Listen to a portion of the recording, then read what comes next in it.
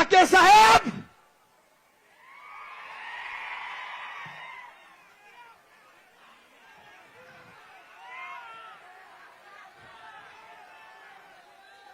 लक्ष्मण हाके साहेबाच्या गळ्यात पिवळा गमजा आहे आणि कपाळाला भंडारा आहे.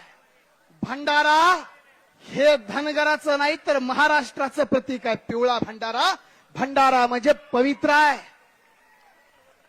आणि लक्ष्मण हाके साहेब, तुम्ही कपाळाला भंडारा लावला आणि पिवळा गमजा घालून जर या महाराष्ट्रामध्ये खोटं बोलत असाल तर अहिल्यादेवींच्या विचाराचा वारस हा खरा धनगर.